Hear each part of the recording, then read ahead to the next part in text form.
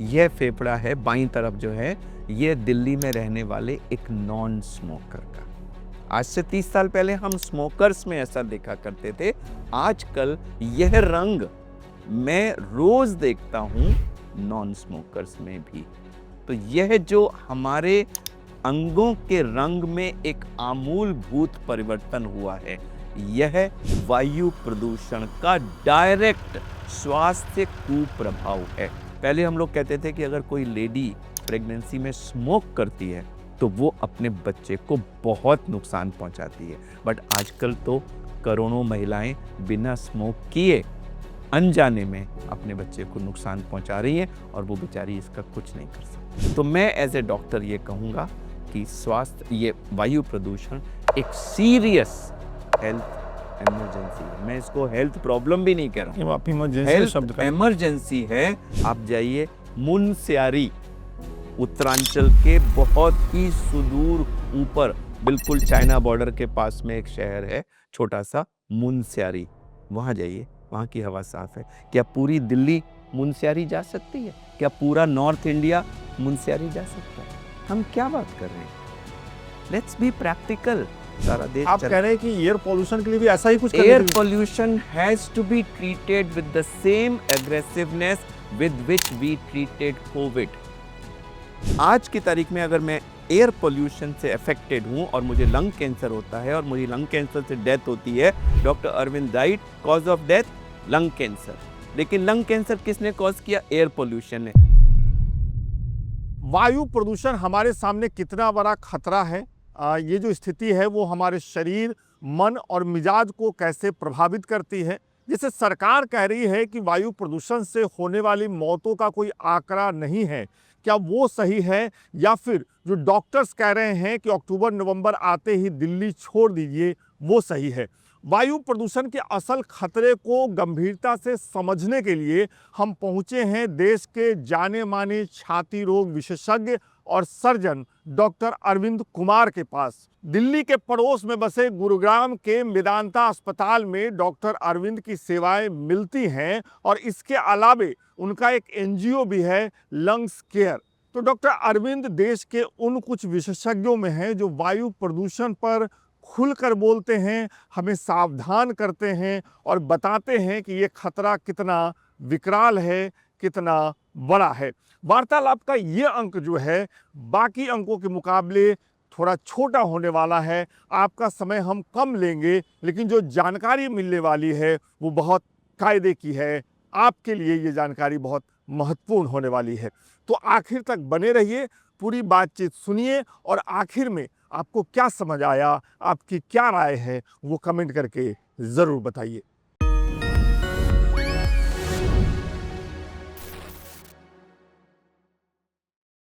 Doctor साहब, लोकमत हिंदी के कार्यक्रम वार्तालाप में आपका स्वागत है।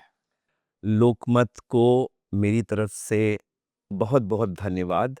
लोकमत एक हमारे देश का बहुत ही वेल एस्टैब्लिश्ड और रेप्यूटेड न्यूज़पेपर चेन है। महाराष्ट्र में तो में शायद नंबर 1 पे है। तो उस न्यूज़पेपर चेन के साथ ये इंटरव्यू करके मुझे बहुत अच्छा लग रहा है और लोकमत का दिल से धन्यवाद। आपका पर्सनली धन्यवाद। शुक्रिया। हम लोग बातचीत आज जो करने वाले हैं, वार्तालाप का जो ये अंक है, वो केंद्रित तो है वायु प्रदूषण पे, जो एयर पॉल्यूशन है उस पे। लेकिन सबसे पहले जब मैं आपके सामने बैठा हूँ तो आपके चेहरे का तेज और आपके चेहरे की हंसी मुझे ये पूछने पे विवश कर रही है कि आपकी दिनचर्या क्या रहती है? दिनचर्या मैं जल्दी उठने वालों में से हूँ कितने बजे? और इसका श्रेय मैं अपनी स्वर्गीय माताजी को देता हूँ। उन्होंने मुझे सुबह 4:30 बजे उठने की बचपन से आदत डाली थी कि उनका ये मानना था कि सुबह का वक़्त ऐसा होता है जहाँ दुनिया सो रही होती है, शांति होती है और सुबह उठ के जब आप एकांत में बैठते हैं तो 2 चीज़ें होती हैं। एक तो आपको अपने आप से बात करने का बिना डिस्टर्बेंस के वक़्त मिलता है और दूसरा ऐसा कहा जाता है कि ये जो भोर का वक़्त होता है, इस समय हमारे भगवान लोग भी विचरण कर रहे होते हैं वगैरह-वगैरह। तो मेरी आदत है कि मैं जो भी कोई प्रॉब्लम्स होती हैं या कोई बड़ा काम होता है, तो मैं एक रजिस्टर लेके और 1 कप चाय बना के 4:30 बजे कहीं बाहर जाके लॉन में, जैसे पहले घर में लॉन था, अब बालकनी है, उसमें बैठ जाता हूँ और ऐसे ही शून्य में गेज़ करता रहता हूँ। और सच मानिए, मेरी ज़िंदगी की जितनी भी प्रॉब्लम्स का सॉल्यूशन हुआ है, वो कहीं न कहीं से कुछ आइडियाज़ आते हैं जिसको मैं नोट करता रहता हूँ और फिर दिन के दौरान उनको कार्यान्वित करता हूँ। तो मेरे हिसाब से सुबह उठ पाना, एकांत में अपने साथ और ईश्वर के साथ बैठ करके 1 डेढ़ घंटा बिता पाना, एक दिन की बड़ी सशक्त शुरुआत है। दिन कितने बजे खत्म होता है आपका? करीब 11 बजे। तो कितने घंटे सोते हैं आप साढ़े अमूमन? हाँ, साढ़े 4-5 घंटे, तो इतना 5 काफ़ी घंटे। है मतलब एक देखिए, हेल्दी इंसान के लिए? ड्यूरेशन ऑफ स्लीप से ज़्यादा क्वालिटी ऑफ स्लीप इम्पोर्टेंट होता है कि आप जब सोए तो आपके मन में चिंताएं अगर हैं और वो चिंताएं आपको सोने नहीं दे रही हैं और आपको गोली की मदद से सोना पड़ रहा है, तो आप 10 घंटे 12 घंटे भी सो लिए, जब आप उठेंगे आपका सर भारी होगा। और अगर आपने दिन भर एक सेल्फलेस वे में सब कुछ ठीक ठाक किया है, कोई ईर्ष्या नहीं है, किसी से कुछ छीना नहीं है, कोई डर भय नहीं है। मेरा जो प्रोफ़ेशन है, मैं अभी तो ख़ैर प्राइवेट प्रैक्टिस में हूँ, बट मेरी पूरी ज़िंदगी एम्स में बीती है। दिन भर हम सरकारी सैलरी मिलती थी फर्स्ट को, हम महीने में कितना काम करें उसका सैलरी से कोई लेना-देना नहीं था। लेकिन काम करना हमारा शौक था, अच्छा लगता था हमें, इसीलिए हम वहाँ पर थे। और सुबह से रात तक लोगों को हेल्प करना, ये मेरा शौक था। मतलब पूरे इंस्टीट्यूट में फ़ेमस था कि अगर किसी को रात को 2 बजे कोई हेल्प चाहिए, बेड चाहिए, कोई मदद चाहिए, डॉक्टर अरविंद को फ़ोन कर दो, वो कभी ना नहीं करेंगे। और मेरी पत्नी भी मुझसे कहती है, तुमने सबकी हेल्प करने का ठेका लिया। बट जब आप इस तरह से अपनी दिनचर्या बिताते हैं, तो उससे अंदर से एक बहुत संतुष्टि, सैटिस्फैक्शन होता है। और रात को जब आपका दिन अंत होता है और जब आप लेटते समय रिवाइंड करते हैं, तो एक बड़ी एक अच्छी अनुभूति होती है और वो आपको तुरंत एक अच्छी क्वालिटी की स्लीप दिला देती है। और अगर आप 5 साढ़े 5 घंटे गुड क्वालिटी स्लीप ले लिया है और आपका समय है 4:30 पे, मुझे अलार्म नहीं लगाना पड़ता, बॉडी क्लॉक सेट है, 4:30 पे आँख खुल जाती है and you feel very fresh. और फिर आप उस समय 1 कप चाय लेकर के बाहर बैठिए और अपनी प्रॉब्लम्स को उसकी तरफ देखिए। कोई ना कोई ऐसी शक्ति है जो आपको आप सॉल्यूशन भगवान में विश्वास करते हैं? ट्रेमेंडस 100%। मैं तो कहता हूँ हर चीज़ उनके मर्ज़ी से होती है, उनकी मर्ज़ी के बिना तिनका नहीं हिल सकता। सारी डॉक्टरों की जो डिसिप्लिन्स है ना, उसमें सर्जन्स सबसे ज़्यादा ईश्वर पे विश्वास करते हैं, क्योंकि रोज़ ओटी के अंदर हमें उसकी प्रेज़ेंस की अनुभूति होती है। थोड़ा इसको और डिस्क्राइब करेंगे? कई बार ऐसा होता है कि आप कोई केस करते हैं और आप बहुत प्लानिंग करते हैं, मैं ऐसा करूँगा, ऐसा करूँगा, ऐसा करूँगा, लेकिन हर चीज़ उल्टी-पुल्टी होती है, उसके विरुद्ध होती है। आपको खुद लगता है कि आज क्या हुआ मेरे को? मैं वही हूँ, मैं इससे बेटर करता हूँ, बट आज क्या हो गया? और नेक्स्ट डे आप सोचते हो शायद बड़ी प्रॉब्लम्स होंगी, आप पेशेंट को जाके देखते हो, आप उससे पूछो कैसे हो, इससे पहले पेशेंट आपसे पूछता है, डॉक हाउ आर यू? आप सोचते हो ये देखो, कुछ मेरी मर्ज़ी से नहीं हुआ, लेकिन पेशेंट की जय। किसी-किसी दिन बहुत अच्छी सर्जरी होती है, आप आके पैट ऑन द बैक करते हो, आज मैंने बहुत बढ़िया काम किया। और next morning that patient has जितनी भी किताब में कॉम्प्लिकेशंस लिखे हैं, वो हो जाता है। तो यू रियलाइज़ कि आपका काम है कट करना, but every cutting will not turn into healing. There's somebody who's there between your cutting and healing. And when he's there, healing takes place well. And किसी दिन जब उसका थोड़ा सा मूड खराब हो जाता है, तो healing does not take place. तो खुदा है, भगवान है, ईश्वर है, एक पावर है, उसको आप नाम कुछ भी दे लीजिए, नाम में इंपॉर्टेंस नहीं है। There is one power who's above you, who controls you, and you must always surrender to that supreme power and do everything that you do under the guidance and the reverence to the supreme power. जब मैं आपसे बात कर रहा हूँ तो मैं उस लालच से नहीं बच पा रहा कि आप जैसे बता रहे हैं उसी तरफ चलूं, लेकिन मुझे रुकना पड़ेगा क्योंकि जैसा मैंने पहले कहा कि ये बातचीत हम दिल्ली और दिल्ली सहित उन शहरों की समस्या पर केंद्रित करने वाले हैं जिससे सांस लेना मुश्किल हो गया। डॉक्टर साहब, अभी हम लोग दिसंबर के आखिरी हफ्ते में बैठे हैं।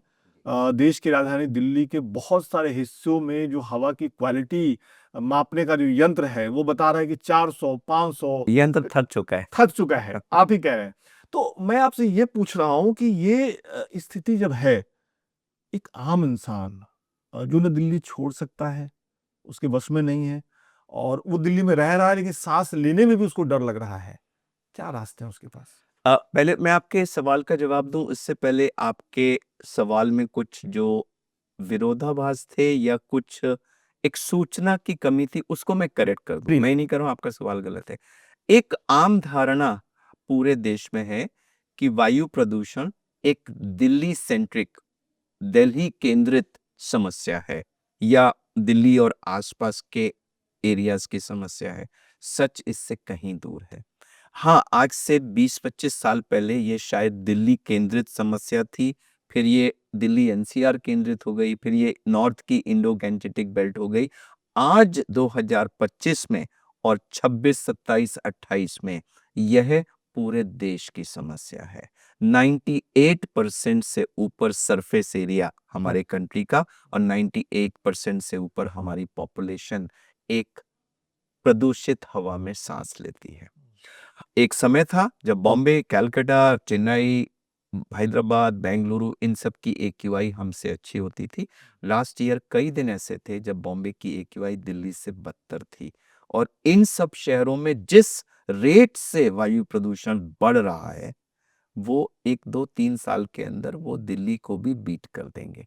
तो प्लीज एक तो लोकमत के सभी श्रोताओं, दर्शकों को मैं ये बताना चाहूंगा कि आप इस गलत फहमी में ना रहें कि वो दिल्ली वाले तो प्रदूषित हवा से पीड़ित हैं और हम महाराष्ट्र वाले तो बड़े लकी हैं। मे बी आप थोड़े से लकी हैं, लेकिन थोड़े से समय के बाद वो थोड़ा सा लकी होना खत्म हो जाएगा। इसलिए अहमियत ये है कि हर भारतवासी इसको एक भारत की समस्या के रूप में ले। एक और ट्रेजेडी है कि इसको एक एनवायरमेंटल या केमिकल प्रॉब्लम के रूप में कहा गया है। PM 2.5, ये गैस, वो गैस, पौधों को नुकसान हो जाएगा, नदियां पिघल जाएंगी, ग्लेशियर पिघल जाए, कुछ ऐसी चीजें जिनके साथ आम इंसान रिलेट नहीं कर पाता। अब जैसे मैं आपको कहूं कि वहां ग्लेशियर पिघल रहा है, करिए पिघलने दो ना, मुझे क्या करना है, मेरा तो ऑफिस जाने का समय हो रहा है। लेकिन मैं आपसे कहूं कि आपके बच्चे के फेफड़े को नुकसान हो रहा है, ऑफिस को बोलेंगे boss sorry I can't come today, बच्चा हो जाएगा। तो सच्चाई यह है कि वायु प्रदूषण एक स्वास्थ्य समस्या है जो हमारे देश की जनता की स्वास्थ्य के साथ सीरियस नुकसान कर रहा है। और ये जो स्वास्थ्य वाला एंगल है ये अनफॉर्चुनेटली अभी तक जोर शोर से लाइमलाइट में नहीं लाया गया है। इसीलिए मैंने एज ए डॉक्टर, कई लोग मुझसे पूछते हैं कि आप एक सर्जन हैं, आपका इस फील्ड से क्या लेना देना, तो मैं उसको एक्सप्लेन कर दूं, मैं चेस्ट सर्जन हूं। जी। तो सन 88 से अपने प्रोफेशन के नाते मैं 2-3 चेस्ट रोज खोलता हूं और मुझे लोगों के फेफड़े को देखने का, उसको फील करने का मौका मिलता है। और पिछले 35 साल के करियर में मैंने लोगों के फेफड़े में एक आमूलभूत परिवर्तन देखा है। मैं कहीं पढ़ रहा था कि लगभग 15,000 चेस्ट सर्जरी करने का आपको अनुभव है। आप उससे ज्यादा, उससे ज्यादा, उससे अच्छा, ज्यादा मोर देन, हाँ। 25,000 से जी, ज्यादा है। जी, जी, तो काउंट भी नहीं रखते, इसका जी। जरूरत नहीं है। बट 3 to 4 पर डे, इतने साल हो गए। तो हम जब जन्म लेते हैं तो हमारा फेफड़ा पिंक कलर का होता है, एक बड़ा सुंदर सा पिंक कलर होता है, उसके ऊपर कोई आप दाग नहीं। दिखा सकते हैं क्या? हाँ, हमारे मैं पास कुछ आपको ऐसा जो हम दिखाएं, क्योंकि ये बड़ा जरूरी है। जरूर जरूर मैं आपको दिखाता हूँ। आपका कैमरा इधर है, अगर आप उसमें दिखाएंगे और साथ में बताएंगे तो मुझे लगता है हमारे दर्शकों को वो बात उतने अच्छे से कन्वे होगी। अब आप ये देखिए, इसमें जो आप देख रहे हैं पिंक कलर का, यह कलर होता है जब हम जन्म लेते हैं, ठीक है। और जब हम जन्म लेने के बाद बढ़ते हैं, प्रतिदिन एवरेज एडल्ट 25,000 बार सांस लेता है। मैं आप दिन में 25,000 बार श्वास लेते हैं, हमें पता नहीं होता, ये एक ऑटोमेटिक प्रक्रिया है जो चलती रहती है। लेकिन 16 से 18 प्रति मिनट की रेट से ये 24 घंटे में 24 से 25,000। और जो न्यू बॉर्न्स होते हैं, नवजात शिशु, उनमें तो ये करीब दुगने के बराबर होती है और बच्चों में ये न्यूबॉर्न और एडल्ट के बीच की होती ठीक है। है। तो जब इतनी 1000 बार आप बचपन से सांस ले रहे हैं तो वो जो सांस में पार्टिकुलेट मैटर और केमिकल्स आपके अंदर जाते हैं तो वो देखिए क्या करते हैं। यह है फेफड़ा है दिल्ली में रहने वाले एक टीनेजर का, 14 साल के बच्चे हैं। 13-14 साल का बच्चा है। आप देखिए पिछले पिंक से अगर आप कंपेयर करें तो जरा देखिए कि इतनी कम उम्र पर उस बच्चे के लंग में कितने दाग काले काले आ गए हैं। ये सब टॉक्सिक केमिकल्स हैं। और अब आप देखिए यह फेफड़ा है बाईं तरफ जो है, ये दिल्ली में रहने वाले एक नॉन स्मोकर का। आज से 30 साल पहले हम स्मोकर्स में ऐसा देखा करते थे, आजकल यह रंग मैं रोज देखता हूं नॉन स्मोकर्स में भी। तो यह जो हमारे अंगों के रंग में एक आमूलभूत परिवर्तन हुआ है, यह वायु प्रदूषण का डायरेक्ट स्वास्थ्य कुप्रभाव है। जब हम लोग स्वास्थ्य समस्या की बात करते हैं, बहुत से लोग कहते हैं कि इसका प्रूफ कहाँ है, स्टडीज कहाँ हैं। तो मैं दिखाना चाहता हूं कि मैं तो एक जीती जागती स्टडी हूं। आप आइए मेरे ओटी में, नहीं भी आते हैं तो मैं आपको वीडियो भेज देता हूं। रोज 3 बार अगर मैं काले काले लंग्स देखता हूं नॉन स्मोकर में, तो इससे बड़ा proof of air pollution being a health issue, इससे बड़ा क्या प्रूफ चाहिए। अब ये जो काले काले डिपॉजिट्स हैं, इसमें क्या होता है, इसमें पार्टिकुलेट मैटर होता है।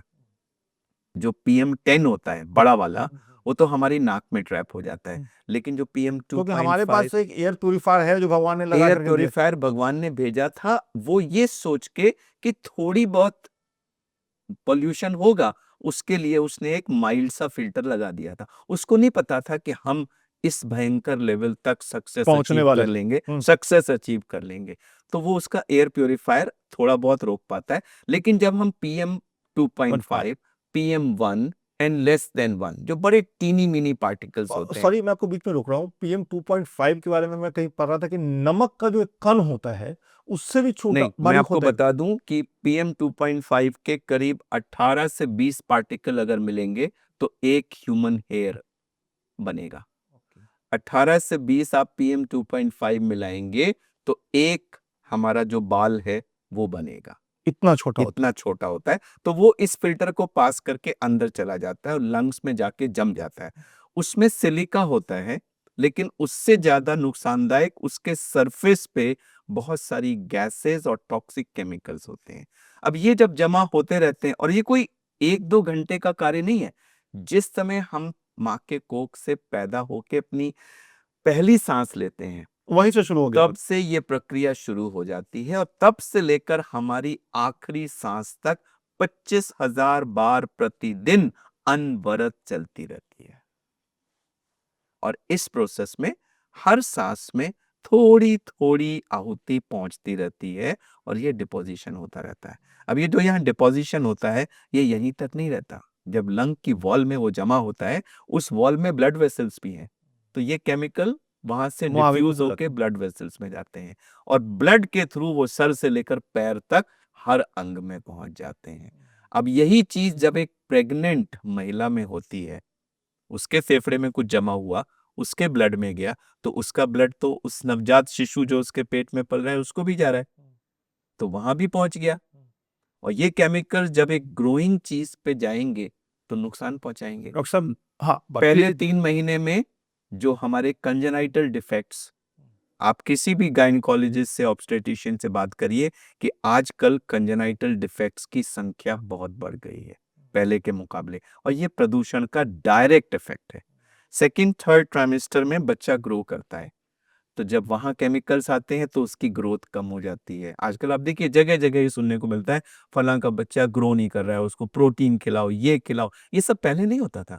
तो इंट्रायूट्राइन ग्रोथ रिटार्डेशन, प्रसव के अंदर, मतलब यूट्रस के अंदर बच्चे की डेथ हो जाना, समय से पहले प्रसव हो जाना, और प्रसव के बाद बहुत सारी समस्याएं, ये सारी प्रॉब्लम्स आ रही हैं क्योंकि गर्भवती महिलाएं आजकल इस हवा में सांस। पहले हम लोग कहते थे कि अगर कोई लेडी प्रेगनेंसी में स्मोक करती है तो वो अपने बच्चे को बहुत नुकसान पहुंचाती है, बट आजकल तो करोड़ों महिलाएं बिना स्मोक किए अनजाने में अपने बच्चे को नुकसान पहुंचा रही हैं और वो बेचारी इसका कुछ नहीं कर सकती। मैं आपसे पूछूं आगे, और मुझे अच्छा लगा कि आपने वो फैक्ट बताया, हालांकि वो मेरे अगले सवाल में था कि कैसे दिल्ली को छोड़ के बाकी शहरों की तो चर्चा तक नहीं होती और वहाँ के लोगों को पता ही नहीं कि वो भी प्रदूषित हवा ले रहे, लेकिन अच्छा लगा कि आपने पहले ही क्लियर कर दिया।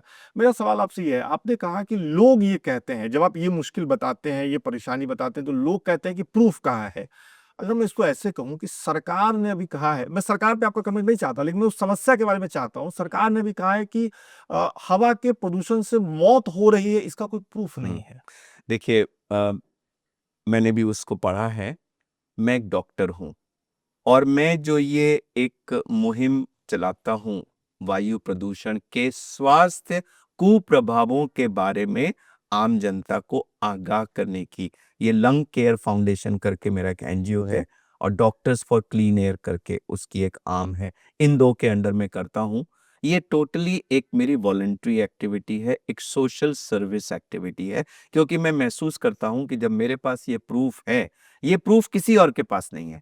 देश में हजारों लाखों फिजिशियंस हैं, चेस्ट फिजिशियंस हैं, कार्डियोलॉजिस्ट हैं, सब लोग हैं, लेकिन जो मेरी आंखें देखती हैं, ये सिर्फ देश के दूसरे हिस्सों में जो चेस्ट सर्जन्स हैं, जो छाती खोल के फेफड़े को देखते हैं, ये सिर्फ वो लोग देख सकते हैं और ऐसे लोग बड़े गिने चुने हैं, उनकी संख्या बड़ी थोड़ी है। तो मुझे ये लगता है कि जब मेरे पास ये इतनी स्ट्रॉन्ग एविडेंस है, तो मैं इसको पचा जाऊं, चुपचाप अपने ओटी में काम करता रहूं और इसके बारे में बात ना करूं, तो कहीं ना कहीं ये मैं बेईमानी होगी। बेईमानी है। जो ईश्वर ने मुझे दिया है उसके साथ में मतलब जायज व्यवहार नहीं कर रहा हूं। तो मैं I feel compelled that it's my duty to take these images, come out into public space and show to people. और मैंने ये इमेजेस जगह, ये पार्लियामेंट में दिखाई गई है, एक एमपी ने हमसे ली थी और उन एमपी साहब ने इसको दिखाया था, फोटोज भी खींची थी। WHO headquarters, United Nations headquarter, world economic forum headquarter, जहां भी संभव होता है मैं ये इमेजेस दिखाता हूं कि ये सॉलिड प्रूफ है। तो मैं एज ए डॉक्टर ये कहूंगा कि स्वास्थ्य, ये वायु प्रदूषण एक सीरियस हेल्थ इमरजेंसी है। मैं इसको हेल्थ प्रॉब्लम भी नहीं कह रहा हूं, आप इमरजेंसी हेल्थ शब्द का इमरजेंसी है एट ए नेशनल लेवल। है तो एक्चुअली दूसरे देशों में भी, लेकिन हम अपने को अपने देश तक सीमित रखेंगे, हमारी जिम्मेदारी अपनी जनता तक है। तो यह एक सीरियस हेल्थ इमरजेंसी है और अगर हमने तुरंत इसको ठीक करने के समुचित उपाय नहीं किए, तो यह हमारी प्रेजेंट और उससे ज्यादा इंपॉर्टेंट आने वाली जनरेशन के साथ एक सीरियस हेल्थ क्राइसिस प्रोड्यूस करेगी। मेरे पास 2 सवाल हैं यहाँ पे। अगर आप कुछ कहना चाहें तो मैं कंप्लीट बता रहा करिए। था कि इसका एक और प्रूफ बड़ा सॉलिड है मेरे पास। लंग कैंसर मेरा एक स्पेशल टॉपिक है एज ए चेस्ट सर्जन। 1988 में मैंने लंग कैंसर ऑपरेट करना शुरू किया था। उस समय मेरे 90% पेशेंट स्मोकर्स होते थे, 50 और 60 के दशक के होते थे और ज्यादातर मेजॉरिटी मेल होते थे। एल्डरली स्मोकर मेन, ठीक, it was known as a disease of smokers. समझ में आ रहा था कि वो कहाँ से आया। एल्डरली स्मोकर मैन, सबको पता था भैया इसने जरूर सिगरेट पी होगी, सिगरेट पी जिंदगी भर, उसका ये प्रसाद पा रहा है एंड में जाके। आज की तारीख में जो मेरा डेटा है वो शो करता है कि 50% स्मोकर्स हैं, 50% नॉन स्मोकर्स हैं। Can you believe it? 40% महिलाएं हैं जो नॉन स्मोकर्स हैं और नॉन स्मोकिंग फैमिली से हैं। और जो उम्र थी 50 और 60, वो अब 40 और कुछ 30 और कुछ 20s में भी 20 साल उम्र डाउन आ गई है। 3 चेंजेस हुए हैं। उम्र मतलब ये जल्दी हो रहा है, ये मेन विमेन सब में हो रहा है और ये स्मोकर नॉन स्मोकर दोनों में हो रहा है। तो फ्रॉम स्मोकर्स डिजीज, अगर आप इनके बीच में कॉमनैलिटी देखें तो एक ही चीज कॉमन है कि ये सब लोग प्रदूषित हवा में सांस ले रहे हैं। तो from smokers disease it has become breathers disease. अगर आप सांस लेते हैं तो you are at risk of developing lung cancer. यह एक बहुत गंभीर प्रूफ है मेरे पास, सॉलिड प्रूफ है, जो मुझे डराता है कि अगर ये 20 साल में इसी तरह से चलता रहा तो लंग कैंसर का एक एक्सप्लोजन होगा हमारे देश में। और एक और दुर्भाग्यपूर्ण चीज है कि लंग कैंसर का जो सिम्टम होता है वो होता है खांसी जो जाती नहीं है और खांसी में खून आना, और यही दोनों सिम्टम लंग के टीबी में भी होते हैं, जो हमारे देश में कैंसर से कहीं ज्यादा कॉमन है और उसकी अवेयरनेस भी है डॉक्टरों में भी और पब्लिक में भी। तो किसी को भी खांसी हुई, खांसी में खून आया, अरे भाई इसको टीबी होगी, टीबी की दवा शुरू कर दो। अब उन टीबी के पेशेंट्स के बीच में एक लंग कैंसर का भी अगर मरीज है, उसको भी टीबी की दवा दे दी जाती है। 3, 4, 5, 6 महीने वो दवा खाता रहता है, जब ठीक नहीं होता तब हमारे जैसों के पास पहुंचता है, तब तक उसकी डिजीज स्टेज 4 में पहुंच चुकी होती है। इसलिए आज हमारे देश में 90% लंग कैंसर स्टेज 4 में डायग्नोज हो रहा है। तो एक तो ये बढ़ रहा है, ये नॉन स्मोकर्स में हो रहा है, महिलाओं में हो रहा है, यंगर लोगों में हो रहा है, और 90% एडवांस स्टेज में डायग्नोज हो रहा है। अगर आप इसकी पब्लिक हेल्थ इम्प्लीकेशंस देखें तो ये आने वाले 20 सालों में एक भयावह समस्या के रूप में उभरेगा, और ये सीधा वायु प्रदूषण का कुप्रभाव। मैं जब आपको सुन रहा हूँ और आप बोल रहे हैं, आप जिस तरीके से बता रहे हैं, तो एक पत्रकार होने के नाते थोड़ा बहुत पढ़ने के बाद भी, इसके कुप्रभाव को जानने के बाद भी, एक तो डर लग रहा है मुझे। मैं दिल्ली में हूँ, मैं दिल्ली छोड़ नहीं सकता। और दूसरा मेरे मन में सवाल आ रहा है कि डॉक्टर फिर एक आम इंसान क्या करे, मैं क्या करूं कि सुरक्षित रह पाऊं। मैं दिल्ली नहीं छोड़ सकता, या मैं ऐसे किसी शहर को नहीं छोड़ सकता जिसकी हवा प्रदूषित है, उसको ठीक करना सरकारों का काम है, एजेंसियों का काम है। मैं अपने लिए, अपने बच्चों के लिए, अपने परिवार के लिए क्या कर सकता? आपने पिछले 15 मिनट के डिस्कशन में कम से कम 7-8 बार दिल्ली छोड़ने की बात करी है। मैं बताता हूँ मैं क्यों। पहले आपको बता दूं। एक मिनट में बताता हूँ क्यों। जी। क्योंकि जब भी अक्टूबर नवंबर में इसकी चर्चा होती है, और मुझे इस बात से ऐतराज है, जब भी चर्चा शुरू होती है प्रदूषण की, अखबारों में एक हेडलाइन आता है, मुझे नहीं पता किस किस डॉक्टर के हवाले से आता है, लेकिन आता है कि आप दिल्ली छोड़ सकते हैं तो छोड़ दीजिए, सांस लेने लायक हवा नहीं है। मुझे नहीं पता कितने प्रतिशत लोग छोड़ सकते हैं, इसलिए मैं बार बार कह रहा हूं। मैं उसका सवाल पूछता हूं, अच्छा छोड़ देते हैं, कहां जाएं? मुझे नाम तो बताइए एक शहर का जहां की हवा साफ है। मैं बताता हूं आपको, आप जाइए मुनस्यारी, उत्तरांचल के बहुत ही सुदूर ऊपर, बिल्कुल चाइना बॉर्डर के पास में एक शहर है छोटा सा, मुनस्यारी। वहां जाइए, वहां की हवा साफ है। क्या पूरी दिल्ली मुनस्यारी जा सकती है? क्या पूरा नॉर्थ इंडिया मुनस्यारी जा सकता है? हम क्या बात कर रहे हैं? Let's be practical. किसी देश ने दुनिया में एक पॉल्यूटेड सिटी को अबैंडन करके क्या अपनी पॉपुलेशन को बचाया मदद होगा, बचाया है? ऐसा नहीं, उदाहरण नहीं है। नहीं, पूरे विश्व में कोई उदाहरण नहीं है। हम क्यों ऐसी बेवकूफी की बातें करते हैं? आप यहां की हवा को गंदा होने दे रहे हैं, सबको मालूम है क्या कारण है, कोई उसके बारे में सीरियसली कुछ करना नहीं चाहता और भागने की बात करते हैं। यानी कि सारी दिल्ली की जनता छोड़ के चली जाए, और यहां पर जैसे वहां रशिया में एक जगह चर्नोबिल में हुआ था कि वो घोस्ट टाउन बन गया था, ऐसे ही दिल्ली की बड़ी बड़ी ऊंची ऊंची गगनचुंबी इमारतें खड़ी होंगी, शहर में कोई बंदा नहीं होगा और उस पर लिखा होगा once upon a time people lived here. ऐसा सीन हम क्रिएट करना चाहते हैं? नो। हम इसको क्यों नहीं उसी तरह से फेस करते जैसे हमने कोविड को फेस किया? कोविड आया, सडनली उसकी बीमारी फैली, लोग मरने लगे, उसके सॉल्यूशंस आए, सबने कहा, मैं भी उस समय बहुत लीडिंग रोल प्ले किया था कि लॉकडाउन लॉकडाउन, मैंने कई वीडियोस रिलीज किए थे कि अगर हमने लॉकडाउन नहीं किया तो हम एक मैहम की तरफ बढ़ रहे हैं। लॉकडाउन हुआ और उसी वजह से हमारे लाखों करोड़ों लोग बचे। अदरवाइज जो फर्स्ट वेव आई थी, देखिए सेकेंड वेव तक तो प्रिपरेशंस हो गई थी, जी। फर्स्ट वेव के टाइम तो बिल्कुल किसी को कुछ पता ही नहीं पता था। ही नहीं। पहले लोग कह रहे थे कि जी वो छूने से होता है, अखबार बाहर रख जाओ, हाथ नहीं लगाएंगे। बाद में बात आई कि नहीं तो एरो, we didn't even know the method of spread of the virus. वहां से हम शुरू हुए थे। लेकिन जिस चीज ने, प्रधानमंत्री जी ने जो ये बोल्ड डिसीजन, किसी ने सोचा नहीं कि लॉकडाउन कर दिया तो अगले दिन दूध कहां से आएगा, डबल रोटी कहां से आए।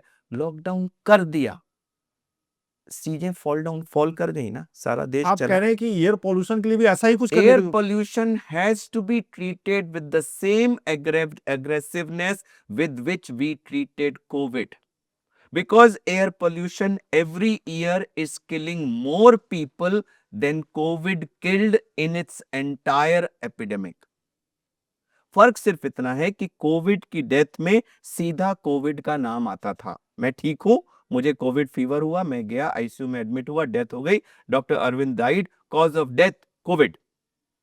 आज की तारीख में अगर मैं एयर पोल्यूशन से अफेक्टेड हूं और मुझे लंग कैंसर होता है और मुझे लंग कैंसर से डेथ होती है, doctor Arvind died, cause of death lung cancer.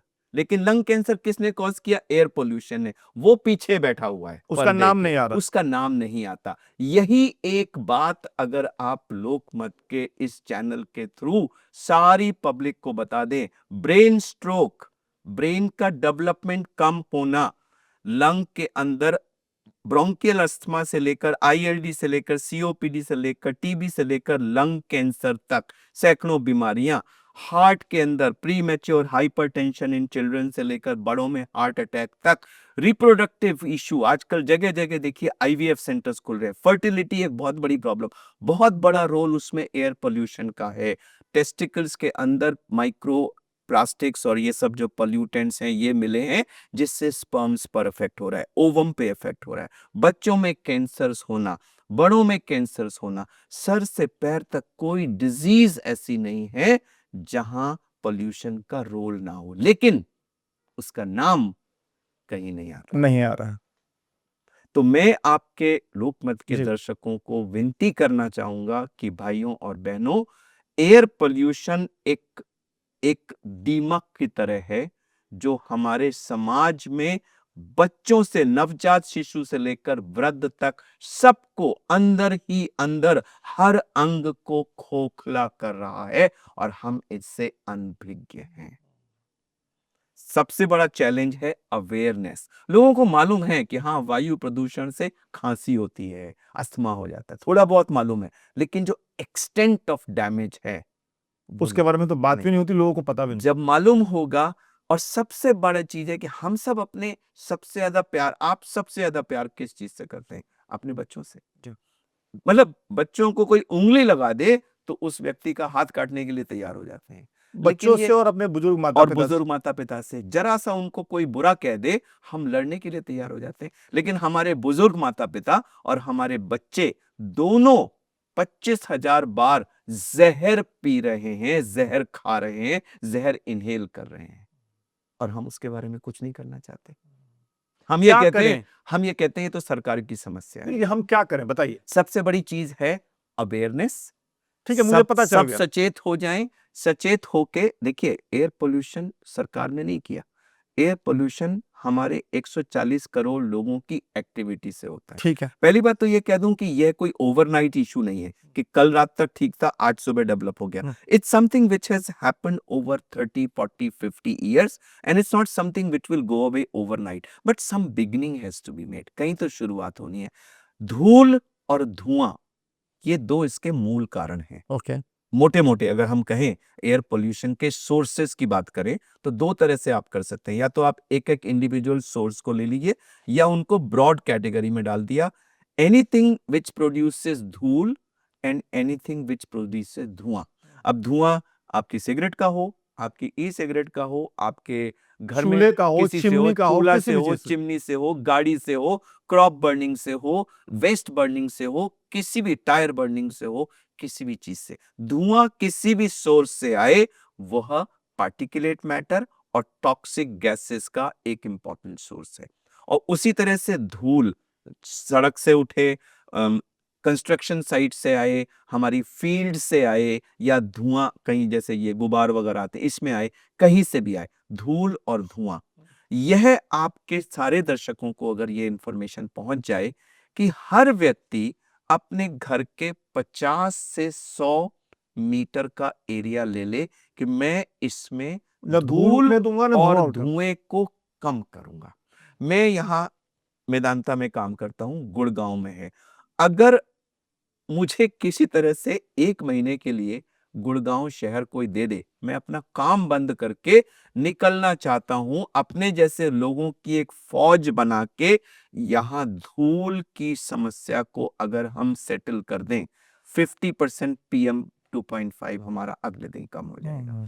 हर सड़क के साइड्स में 2-2, 3-3 फीट की कच्ची स्ट्रिप्स हैं, गाड़ियां उसके ऊपर उड़ रही हैं, वहां से सर हर पॉश कॉलोनी में घरों के सामने एक स्ट्रिप है which probably originally was suppose to be green strip, उसमें कुछ ग्रीन नहीं है, वो खाली मिट्टी की स्ट्रिप है और वहां गाड़ियां पार्क होती हैं, वहां से धूल उड़ती है। हम रोज इस धूल को उड़ाते हैं और फिर हम बारिश करके उसको सेटल बिठाने करने की बात करते हैं। हम उसको क्यों नहीं दे रहे हैं?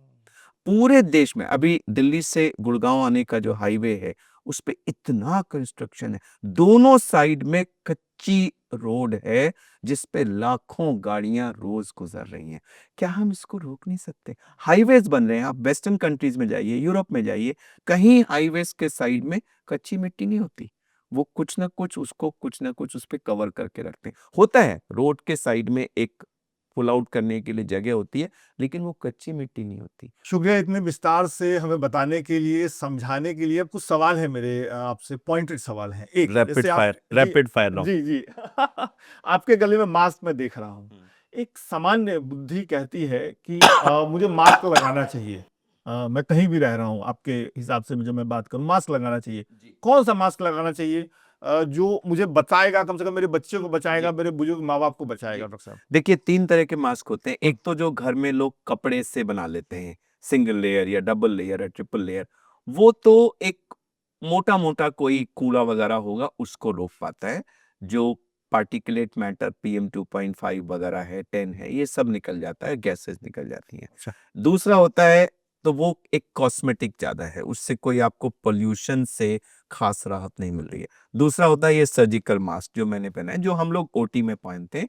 ये पॉल्यूशन से बचाने के लिए नहीं बना है, यह इसलिए है कि हम लोग जब ऑपरेट कर रहे हैं तो बोल रहे हैं तो हमारा जो थूक वगैरह है या एयर जो एरोसॉल है वो ऑपरेटिव फील्ड में ना गिरे, उसको रोकने के लिए है कि आप नोज और मास्क को कवर कर लो ताकि आपसे ऑपरेटिव फील्ड में इन्फेक्शन ना जाए। हाँ। तो इसका इन्फेक्शन कंट्रोल है, इसका भी पोल्यूशन में कोई खास रोल नहीं होता है। जो एक्चुअली हेल्प कर सकता है वो होता है ये N95 मास्क, लेकिन ये प्रॉपर इसमें भी आप कह N95 रहे हैं कि हेल्प कर सकता है। मैं बता रहा हूं, मैं आ रहा हूं उस पे। वो है N95। ये आजकल N95 के नाम पर हर जगह अजीब-अजीब चीजें बिक रही हैं। तो पहली बात तो ये प्रॉपर ढंग का होना चाहिए। इसमें क्या होता है, एक HEPA फिल्टर टाइप का जो मटेरियल होता है, उसके पोर्स इतने फाइन होते हैं कि 95% ऑफ द पार्टिकुलेट मैटर वो ट्रैप हो जाता है। मैंने क्यों कहा था कर सकता है कि गैसेस इसमें से भी निकल जाती हैं। अगर इसमें से ऑक्सीजन और CO2 निकल सकती है, निकलनी है, ऑक्सीजन अंदर जानी है, CO2 बाहर नहीं, तो उसमें से sulphur dioxide, nitric oxide, ozone, chlorofluorocarbons, hydrocarbons भी निकल सकते हैं। ये सब धुएं में होता है? ये सब धुएं में होता है और भी दर्जनों सैकड़ों ये हवन के धुएं टॉक्सिक में भी होता है? जी ये होता है। हवन के धुएं में भी होता है? हवन के धुएं में भी ये चीजें होती हैं। ऐसा नहीं है कि वो धुआं, देखिए जब भी कोई चीज जलेगी तो उससे ये केमिकल्स निकलेंगे। आपने हवन की बात की तो मैं इसको अधूरा नहीं छोड़ना चाहता क्योंकि ये बहुत सेंसिटिव इशू है और मुझसे कई बार ये टीवी पे पूछा है। हवन एक बहुत ही सुंदर हमारी धार्मिक प्रक्रिया है जो हजारों साल पहले ऋषियों मुनों ने शुरू की थी, लेकिन उन्होंने उसके कुछ नियम बनाए थे। नियम ये था कि हवन आपके घर के कमरे के अंदर नहीं किया जाता खुले था। में? हर घर में एक यज्ञशाला होती थी जहां खुले में हवन किया जाता था। उस समय आज के जैसा वायु प्रदूषण नहीं था, लोग कम थे, जगह ज्यादा थी, वनस्पति चारों तरफ, जंगल, ग्रीनरी थी और उसमें एक शुद्ध जड़ी बूटियां लाके वो डालते थे जिससे वहां एनवायरनमेंट में मच्छर, कीड़े मकोड़े जितने होते थे वो सब भाग जाते थे और एनवायरनमेंट की शुद्धिकरण होता था।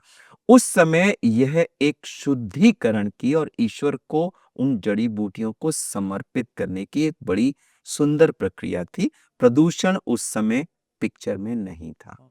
आज जब आपके पास घर में जगह नहीं है, आप कमरे के अंदर हवन करेंगे जहां आपका छोटा बच्चा, आपके वृद्ध माता पिता सब बैठे हुए हैं, तो एज ए डॉक्टर मैं आपको बता दूं कि उससे सबको नुकसान होगा, चाहे आप कितनी भी रिलीजियस मर्जी से उसको। मैं भी एक हिंदू हूं, मैं भी हवन में आपने विश्वास बताया करता हूं। कि आप हवन में विश्वास करते हैं, भगवान में विश्वास विश्वास करता हूं, भगवान में विश्वास करता हूं, लेकिन अगरबत्ती है, धूप बत्ती है, कपूर है, हवन है, इन सब से जो धुआं निकल रहा है वो है। मैंने कई मीटिंग्स में पोल्यूशन वाला जो PM 2.5 वाला मीटर होता है उसको लेकर के और नीचे अगरबत्ती जला के, धूप बत्ती जला के, कपूर जला के दिखाया है किस तरह से मिनट के अंदर PM 2.5 हजार की सीमा को क्रॉस कर जाता है।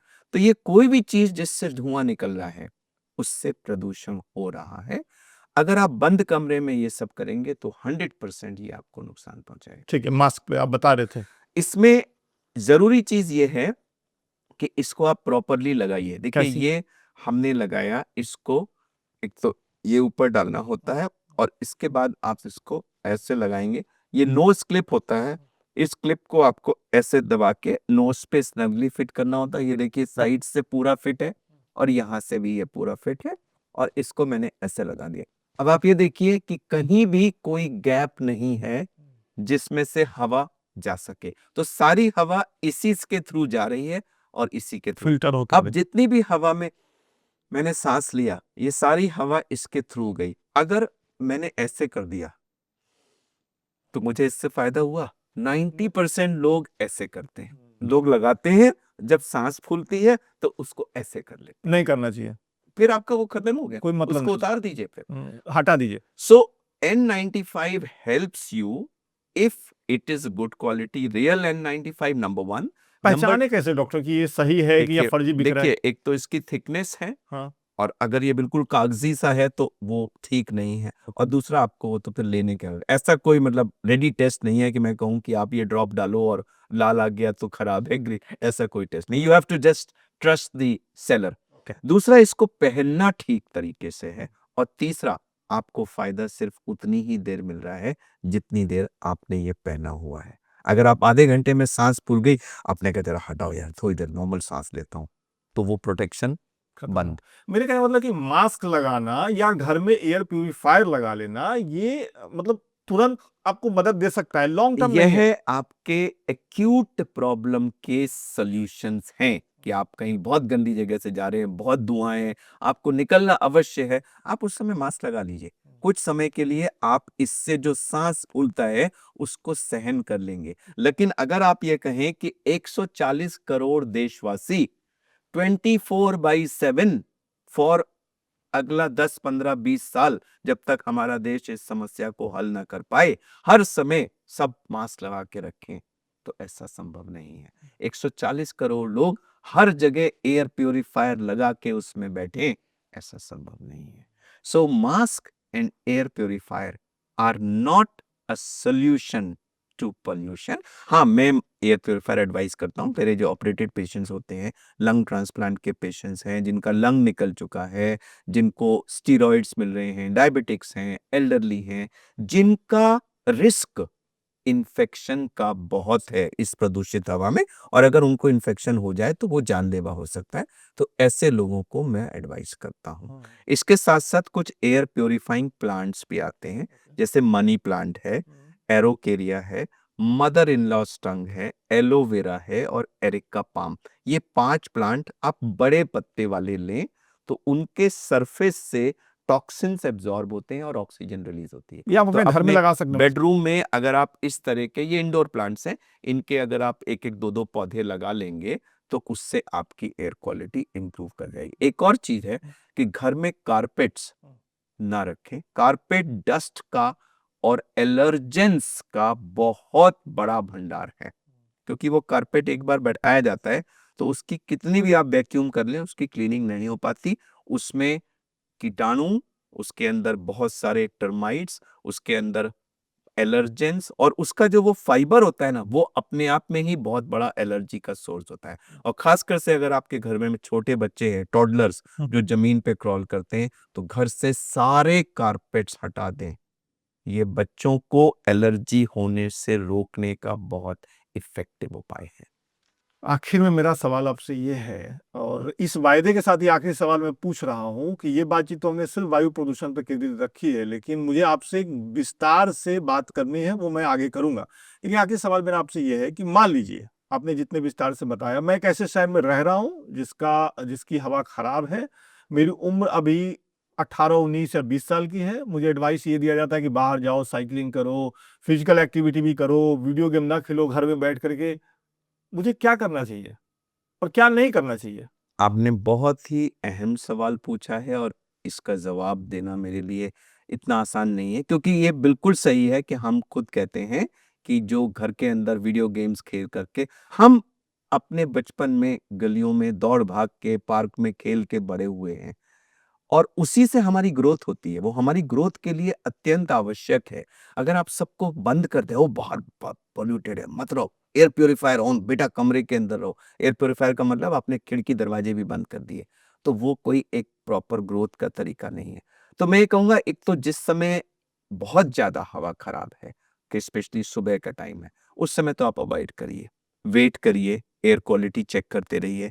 जिस समय वो एयर क्वालिटी बेटर हो, उस समय फिर किसी पार्क में जहां खूब ग्रीनरी है, जहां अंदर एयर क्वालिटी बाहर रोड से बेटर हो जाती है, ऐसी जगह जाकर के आप एक्सरसाइज करिए। एक्सरसाइज करना जरूरी है, वो हमारी नेचुरल नॉर्मल ग्रोथ के लिए अत्यंत आवश्यक है, लेकिन एट द सेम टाइम हवा साफ होना भी बहुत उतना जरूरी ही है। जरूरी है। और इसीलिए मैं कह रहा हूं कि वायु प्रदूषण की समस्या को हमारे देशवासियों को सीरियसली लेना है। अभी भी इसकी सीरियसनेस किसी ने एक्सेप्ट नहीं की है, बिकॉज जिस दिन इसकी सीरियसनेस एक्सेप्ट कर लेंगे ना, उस दिन एक्शंस खुद ब खुद आने लगेंगे। मुझे लगता है कि इस नोट पे मुझे बातचीत खत्म करनी चाहिए। नया साल शुरू होने वाला है और नए साल में हमेशा रेजुलेशन लेने की एक वो है कि हम कुछ तय करते हैं कि ये 5 काम हम करेंगे। पैसे बचाएँगे, हो सकता है नौकरी में जंप अच्छा ले लेंगे, सैलरी अच्छी कर लेंगे, इस बार घर ले लेंगे। मैं चाहता हूँ आपका कैमरा ये है डॉक्टर साहब, अगर आप देख कर के सीधा बताएँ, हालाँकि आप बता चुके हैं, विस्तार से हम लोग बात कर चुके हैं कि अगर शॉर्ट में हाँ, शॉर्ट में अगर आप बताएँ कि भई आपने अपने बच्चों, अपने माता-पिता और अपनी सेहत के लिए आप सक्रिय हैं, तो क्या करें? मैं बता 5 चीज़ें। देखिए, हम इस समय सब बहुत आशान्वित हैं कि बहुत जल्दी हमारा देश एक विकसित देश में होने जा रहा है, और बहुत फक्र की बात है हम सब के लिए। लेकिन विकास के लिए समाज का स्वस्थ होना अत्यंत आवश्यक है। एक अस्वस्थ समाज कभी भी विकसित विकास के रास्ते पे नहीं चलता। और जो ये वायु प्रदूषण की समस्या जो पूरे भारत में इस समय फैल रही है, ये हमारे समाज के स्वस्थ रहने के रास्ते में सीरियस रोड़ा है, प्रॉब्लम है। तो विकसित हमें होना है, उसके लिए स्वस्थ हमें रहना है, और उसके लिए आपको, मुझको, 140 करोड़ लोगों को मिल करके वायु प्रदूषण को होने से रोकना है। मैंने क्यों कहा, क्योंकि बहुत से लोग कहते हैं कि ऐसा करते हैं, हम ये मशीन लगा देते हैं, वो मशीन लगा देते हैं, ये सॉल्यूशन नहीं है। वायु प्रदूषण को होने से रोकना, जिसके लिए धुआं कम करिए और धूल कम करिए। अगर हर व्यक्ति प्रण कर ले कि मैं अपने घर के 50 से 100 मीटर के रेडियस में धूल और धुएं को कम करूंगा, तो सच मानिए, जब दिसंबर 2026 आएगा, हम अपनी सक्सेस स्टोरी के बारे में चर्चा कर रहे होंगे। नमस्कार। बहुत-बहुत शुक्रिया सर, इतने विस्तार से लोकमत हिंदी के दर्शकों से बातचीत करने के लिए, हमें इस समस्या की गंभीरता समझाने के लिए और साथ ही ये भी बताने के लिए कि सरकार के भरोसे बैठे रहने की ज़रूरत नहीं है, क्योंकि सेहत आपकी है, आपके परिवार की है, तो उसकी भी चिंता करने की ज़रूरत है। बिल्कुल। बहुत-बहुत शुक्रिया। नमस्कार।